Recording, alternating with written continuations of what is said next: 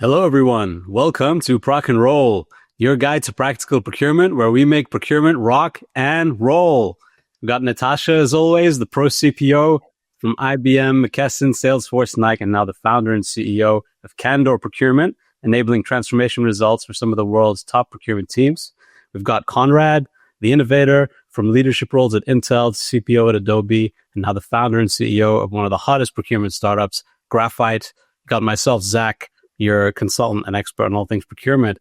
Great to see you again, both. And we have a great one for today, which I think when we got together, we were like, hang on, why haven't we talked about this yet? Because we were like, we've talked about so much. And it's all about ethics, right? Ethical procurement. And I think it's a really good topic because procurement, us as procurement professionals are always facing pressures, right? To deliver cost savings, to close things in a timely way, to work with a particular vendor, right? Whatever that can be. And so navigating these ethical kind of questions is always a bit of a journey for most people. So I thought we'd dive into that today. I don't know who wants to kick us off. I guess the first thing for me, which I got to wondering is how do I keep tabs on myself, that I'm behaving ethically, in my work, for example, and wider life, but especially in my work, especially in procurement. Natasha, Conrad, is that something that you think about a lot? Ethics? I personally run into it from time to time. I'm not sure I wake up every morning thinking, how am I going to be ethical or not ethical today? But there are times that pop up on, any given day, for sure, once or twice a week, where for many of the things we're going to talk about today, that it brings the question to the table. Should I, is that something I should divulge during a negotiation? Is that something I should hold back? Just there's a whole myriad of things that kind of come up that need to be considered. And having a personal foundation of integrity and a plan of how you're going to deal with things when they get difficult, super important. I remember early in the business, sorry to dive into a story so quick, where we had, where we had a bit of a kind of a data question that, led us with one of our customers that led us to this question. We realized that we had this problem with the data. Do we go tell this customer that we have this data with the problem, or do we just kind of deal with it in the background? And, we decided to be very transparent with the customer and go talk to them about it. But these are hard. Like, you sit and scratch your head, particularly when you're building and running a business and, in the middle of the negotiation or any of these really other hard moments where, gosh, it's easy to see the pros of maybe doing the wrong thing, like from an ethical perspective, right? Even though you consider yourself a highly ethical person. But that's the thing, Conrad, right? It's all about maybes in those cases. Like that's a low stakes. I would argue it's relatively low stakes type ethical concern. But I think we can all agree things like bribery, corruption, it's like that is just a hard no on those. Obviously, those are ethically challenging. I guess where have you faced it? So you faced this issue in your own platform, handling data, etc. Where else do you come across kind of ethical dilemmas? Well, let me punt this up a little bit and kind of push it over to Natasha as well. You're saying it's a hard no on bribery and corruption. Okay, I think there's this continuum of decisions that you might be making. If a supplier calls and says, "Hey, I've got a new car for you if you can sign this deal for me," how many of those decisions are we faced with? In my career, never. I have been invited to go golfing. I've gone to a bunch of lunches. There are a bunch of things that I've done that in this continuum of, let's just call it bribery or influence, it's not getting a new car or riding in the private jet or doing a whole bunch of these other kinds of things that other people in other situations, and we hear about it in politics a lot, are facing. But I don't think that's entirely gone. And I don't think for ourselves and our peers, it's a non-issue. Natasha, I don't know. Have you ever seen cases where, on a given day, a supplier offered you something or you made a decision that was in that influence or bribery space? I mean, there's a fine line between those. Well, I was very unfortunate. Kidding. No, I personally was not put in front of the ethical dilemma of personally being in a position when I had to reject any substantial financial favors that would be viewed as bribery, but number of my direct reports had. And I wonder if maybe they were perceived as maybe, I don't know, easier victims of this. But I think that you mean they offered while you were in the role, they offered your direct reports things. Yes. They didn't come to you. Okay. So Yep. it wasn't like this happened 30 or 50 years ago. It's like this happened in the recent history. Yes, very, very recent. Yes. And some of my direct reports, when they were in other companies, they were also witnessing those situations. Listen, procurement people have a checkbook in their hands. And very often it is in procurement power to determine who the check goes to. And for many third parties that come our way throughout our career, winning the business is the most important objective, no matter what the cost. And many companies, many third parties, many suppliers have the approach of soft influence or hard influence. So the question for procurement professionals is detecting the influence and then taking a position. What are you going to do with this influence, right? Because we do know the cases when procurement professionals were taking bribes and were successfully either fired from their companies or were facing criminal investigations and consequences of such.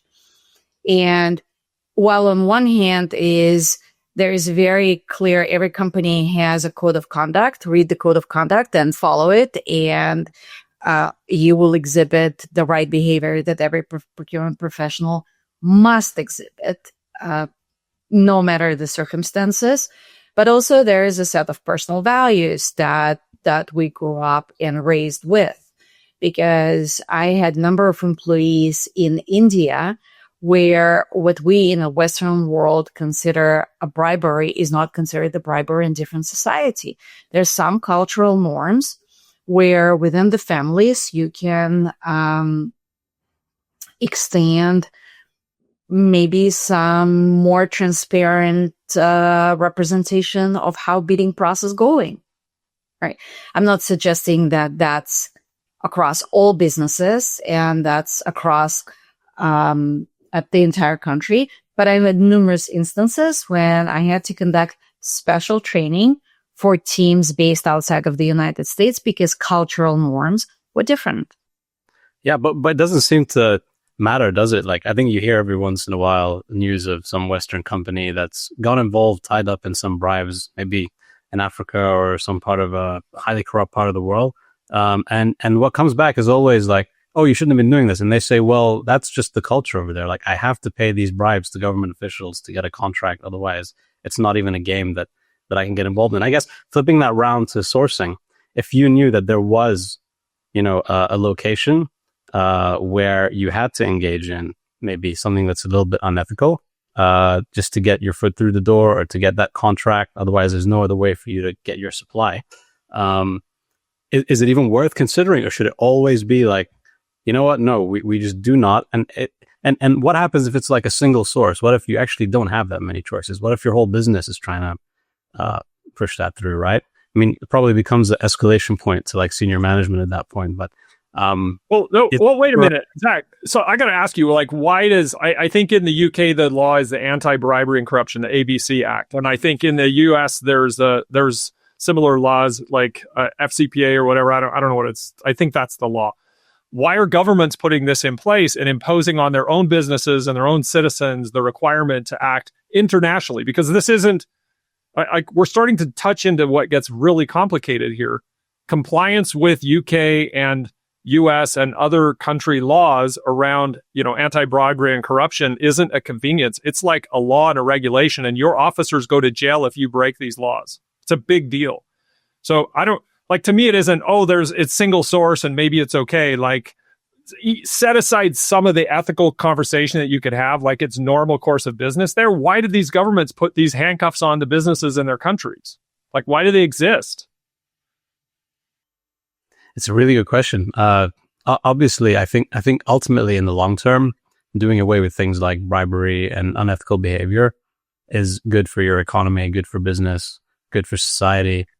So I think that's where really what drives it. I have less of an issue with those because I think those are pretty well defined in most companies. You get trained on what those policies are. Most companies will come up with a bribery and corruption type of policy, and it will define like, yeah, you can take a client out. However, you can't spend more than $1,000, right, in a course of a year or something like that. So that's how some of these things are dealt with in the policy. But as procurement, you've got to comply with that policy, but you also face a whole bunch of different things that might not be covered in the policy. Here's another one. I just want to throw one out there. Let's say your supplier, seeing that they're falling behind in an RFP process, starts putting pressure on the senior leadership in your business, their business partner inside your business, who in turn starts putting pressure on you, right? How do you deal with that? Putting pressure on to do what? Like what do you... To score them a bit better, or give them a little bit of favorable treatment rather. So you're talking about fairness, like somebody's putting pressure on you to like put your finger on the scale to the benefit of a particular supplier. But it's coming from inside your business. You see, driven from the outside, but it's coming from inside your business. That has never happened. You've always been aligned. Every time we're 100% aligned with the stakeholder. Yes, it's a reality of every procurement professional. I think that I think it's one of the core tenets of procurement professional role is guard fair competition and create very fair practices. You can, as a procurement professional, the pressure will be on you often and coming from inside too, because I think it's just kind of like a criticality of our profession, recognizing that our decisions of awarding the business can uplift someone's business or can ruin someone's business. And that we are given a lot of power to make decisions that not only impact our companies, but can create dramatic differences for other businesses. So the fairness of the competition, fairness of decision making, taking into perspective multiple data points, and making sure that everyone is giving an equal opportunity to compete and provide and put their best foot forward. I believe it's one of the main core tenets and responsibility of any procurement professional, regardless of the title. You may be a buyer, you may be global CPO. Completely agree, Natasha. But let's put a real world lens on this, right? Let's say you're running a procurement process. Obviously, timelines are tight. You want to run a fair process.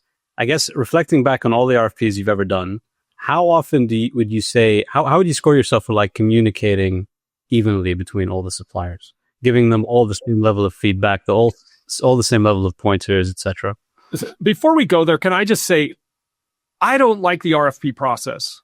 So I'm a little nervous about saying that we need to build the framework of integrity into the RFP process versus it being a foundation underneath the RFP process, right? Because you gave me an example where I have an internal stakeholder that's pressuring me to lean business towards a particular supplier. That might be because they're the incumbent and there's trust. There could be 100 reasons for that, none of which might be conflicts of interest. They actually have to operate their business with that supplier in the future.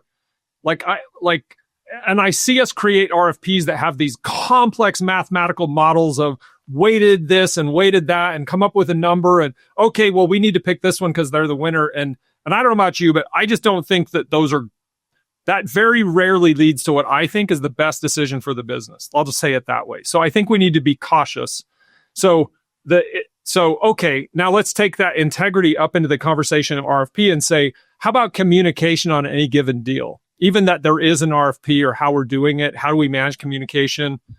I think most procurement people are probably not thinking, I'm going to communicate more to one group than another, they're probably just overwhelmed by everything and they're not even thinking about these things. Like setting up ground rules up front for fairness at a foundational level is probably more important than, because what will happen is the supplier will call or they'll get an email and they'll just like, and they'll accidentally say something to one supplier that doesn't get said to another because there's not this framework of fairness already built in, because they're just busy and they're not thinking about it. And that would require another step, which is, okay, if I answer this question for Natasha, I also actually have to give that same answer to Zach. So Zach, what I did in my practice, so I can attest with complete honesty that I strive to do it in 100% cases. And at some point I realized to avoid exactly what Conrad was talking about, I was inviting suppliers, if I have 3, 4, or 5 in competition, whether I have RFP or not. But if I have an opportunity to create competitive environment and competitive discussion, I would invite all suppliers to one call. And I would just ask, that was the time when there was no Zooms and other means of video communication, and you can just arrive to a phone call. And I just asked them not to introduce themselves. And everyone who arrived, they would send the questions in advance. We would read the questions. We would provide the answers. So all suppliers participating in the call would benefit from each other questions and each other answers, and they would get exactly the same information. And then the hardest part, if anything, is when those suppliers reach out to higher ups in your company, and those higher ups provide them different information. But there are some areas that, as powerful and mighty as we procurement people are, we can't control. But what we can control, we can and should instill the highest integrity test. What about like benchmarking that? Because I love that idea, Natasha. I completely agree with that, and I think that every RFP should run that way, right? Just everyone in one room. It shows everyone's on the same page. You're answering questions openly, etc. Every question that's asked, everyone else hears it. What about cases where procurement, how they kind of know that they want to go with the supplier, but then they're like, oh, to comply with the policy, we need 2 more bids, right? And so they go out and they engage a couple of the suppliers, not with the real intention of awarding them the contract.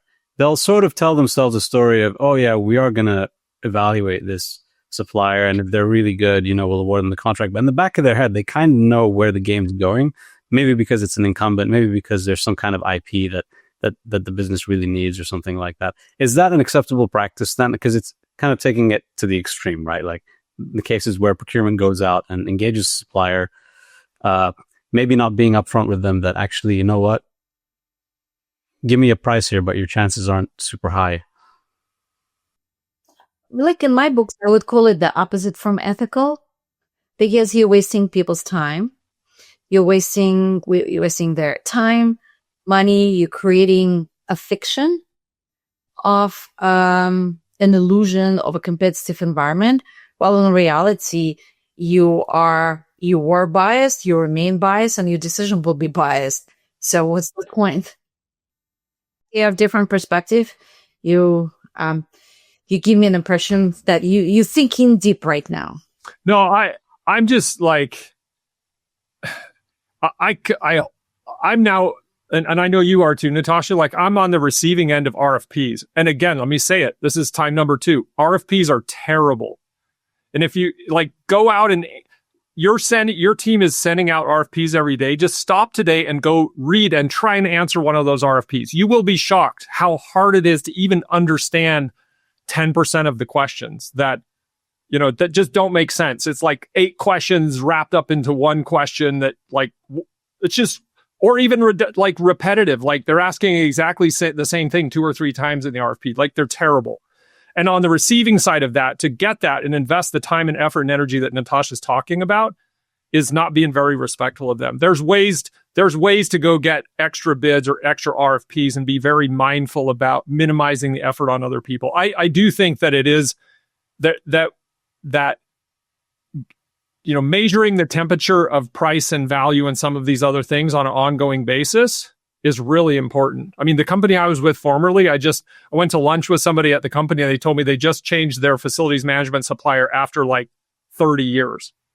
How many years did they go out and bid and bid and bid and bid and bid until finally they decided to move? And now they're with a competitor who probably bid multiple times through that process and then ended up building a relationship and, I don't know, somehow got that business. Maybe it was just a changeover, somebody internally that decided to do it. But some of that's just the cost of doing business. But be mindful. And Natasha, I think maybe that other word instead of integrity is just respect. Like, be respectful of the other side. And if you don't intend to do something, like, don't make it this massive, investment of energy required on those other players. Just don't do that. But anyway, that's my 2 cents. I was coming from the same perspective, Conrad, in that, I've been subject to these kinds of processes before, and it's a big decision sometimes for me to say, should I participate in this, yes or no? And if I don't feel like I'm getting the fair treatment, then I make the call not to. But equally, I just don't feel like that there is any consideration for it or enough respect, I think, for that. And I think a lot of procurement teams don't give it enough thought. And I understand why. It's the pressures of getting stuff done quickly. There's no time to sort of give a white glove service to every RFP participant. But yeah, I think those are some of the key issues and challenges. I think, Natasha, another thing that you raised, which I just sort of Sorry, Zach. Let me go into this. I think there's these policies that Natasha mentioned that require extra bidding, or maybe you brought it up, right? It's like, hey, you got to go get 2 bids. Almost all of those policies have this subparagraph that says you can sole source something under these conditions, and this is the separate process you need to go through. And I think being honest with ourselves and saying, this really is a sole source situation on the customer side. Like, they think it's sole source, so we actually need to go through this process and try and justify it. Okay, we're going to fill this out. Has to be approved by that VP in the business or whoever, that we're not going to bid this thing out. Because it feels to me like the integrity question of this is, if this is really sole source, go through that process and get your own company to buy off and say, we're going to stick with the incumbent and this is why.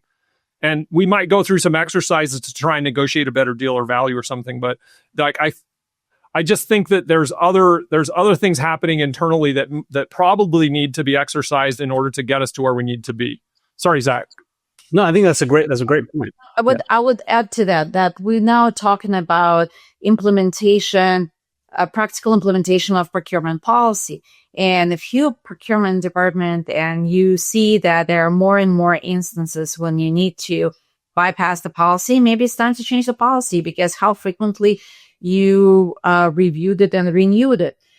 I'd say the 10 years ago and before, RFPing everything was the main practice. I hope that more and more companies walking away from it, and instead of relying just on the RFP to bring the right price, emphasizing deeper on the knowledge of their categories and proactive market research, understanding who key players are, getting familiar with the services that the suppliers are offering, not only at the time of RFP, but way before. So when you know that you need to source something, you procurement professional already have an understanding of where the market stands, who is it led by, and what kind of services and preliminary pricing it offers.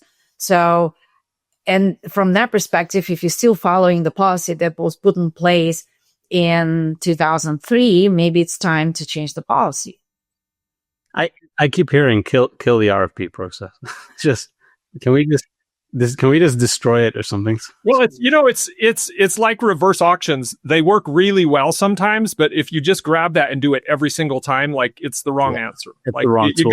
You got to use it where it fits, and you got to not force it into everything else. Yeah, but let's go. I think I want to go into the slightly more ambiguous world of negotiation, right? Because again, Natasha, something you said, I think you made a point around creating a false competitive environment, right? By going on getting a quote that you're not going to engage a supplier. Seriously, negotiation, like, isn't that the whole point? Is to create an environment where, the supplier feels like the odds are all in your favor.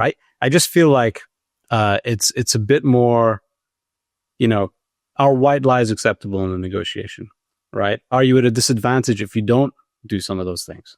Right. I mean, I don't think the principles of behaving ethically change throughout the entire process, including the negotiation, right?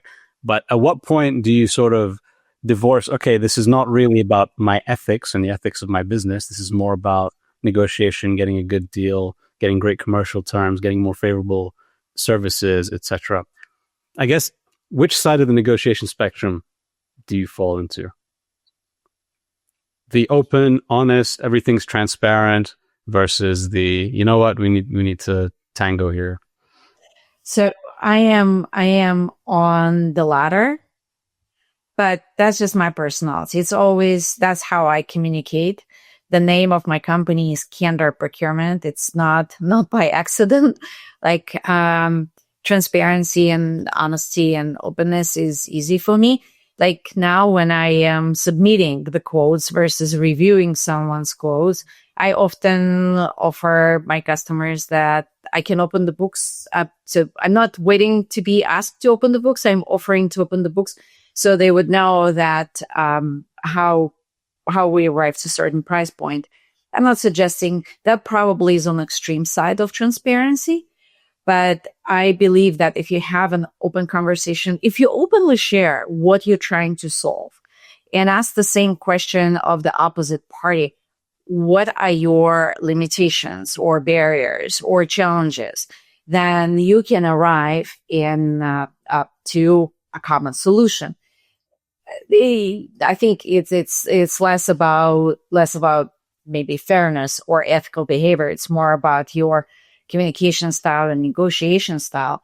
But I would say if you cannot structure a good deal without lying, twisting, dancing around, and misrepresenting the information, to my books, it doesn't mean that you have a hard deal. In my books, it means that you need to probably improve your skill set in your profession, because you must be able to get to a good deal without really twisting the information and misleading people with a faulty premises.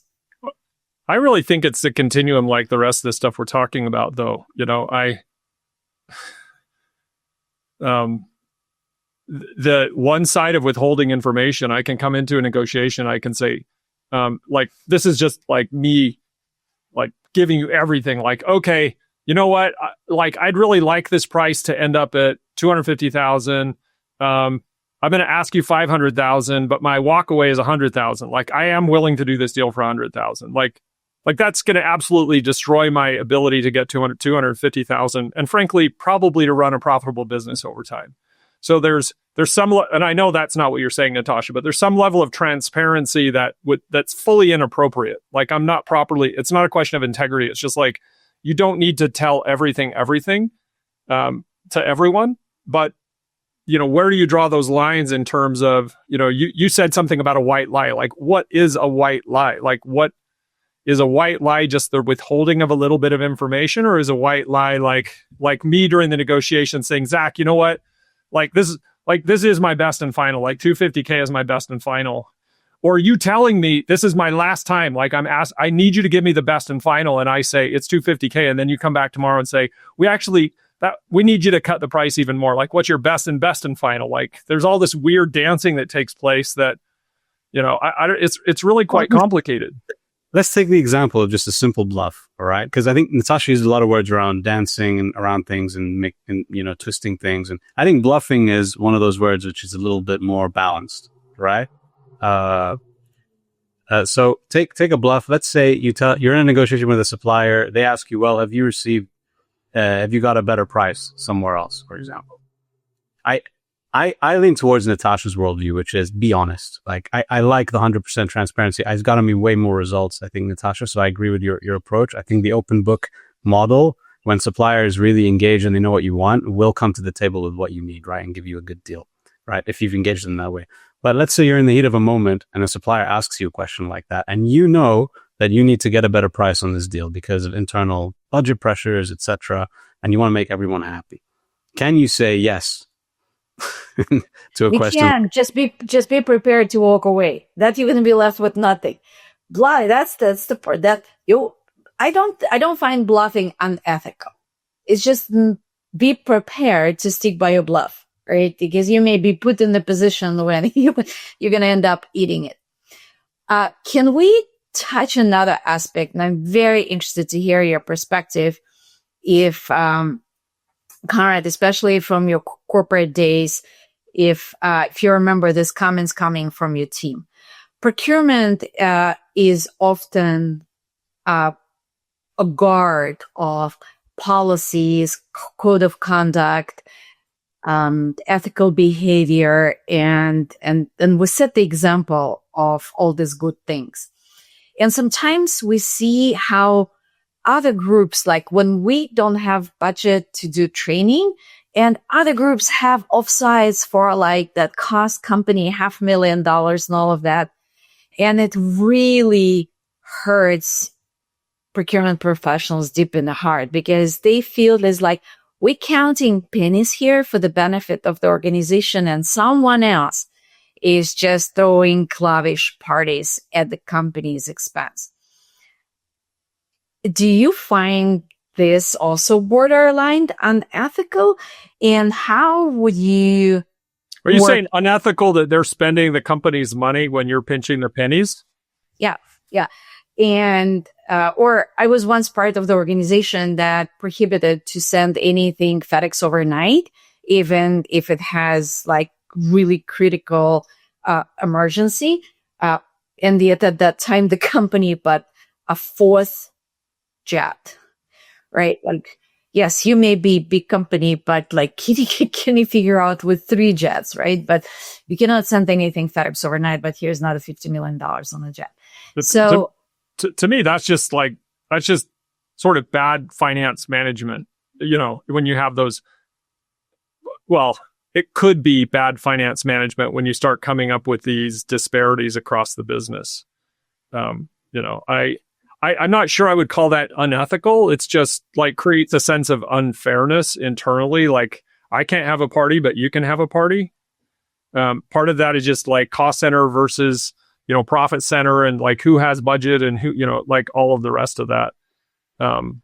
I think there's an element of ethics in it because if I'm like buying my 4th jet and I haven't given my people a pay raise in 3 years, like that becomes an ethical question for me. Like why am I've got this budget, why am I going out buying a 4th jet and not giving it to my people? Right. So if you're a procurement professional, is there anything you can do about it? I think that's where it's hard, Natasha. Like procurement isn't always there. Like finance is there before procurement. Because where I face this exact issue that you're describing, Natasha, is in smaller businesses. Like I do see this where, you know, the decision making around what the company spends its money on is centralized with a few people, and they're deciding, oh, I want to buy the jet. Oh, I want this. Oh, by the way, you can't spend next day delivery. I guess I would guess the 4th jet company is not a small business. I would guess that's a very large business. Could be a asset manager, private equity firm. Yeah. Listen, so I hate to do this. I have a hard stop in 2 minutes, and I feel like we need like, you know, part 2, part 3, and part 4 on ethics and integrity. Are you guys cool with that? Can we just like put a pin in this and come back to this in a couple of days or a week and keep going? Is that cool with both of you? Without a doubt. Yeah. Like I heard some really interesting things here, but I'm kind of looking at this going, we need a deep dive where we're talking about RFPs and fairness and kind of the bidding and the RFP process. I think we need a deep dive in how we talk about ethics and integrity in negotiations. There's probably 2 or 3 like of these big topics that are really for our listeners and even the conference. Like I want to go deep into like 2 or 3 of these areas and then wrap it all up with like how to think about ethics and integrity. I'd love to hear from listeners as well. Like if anyone wants to send us a note. Do we have an email? Ethical dilemma. Yeah, if anyone was facing ethical dilemma, let's discuss it. No, if someone wants to send something through, we'll put it on the show. I'm trying to decide whether I should accept this new golf outing. Wow, you can accept.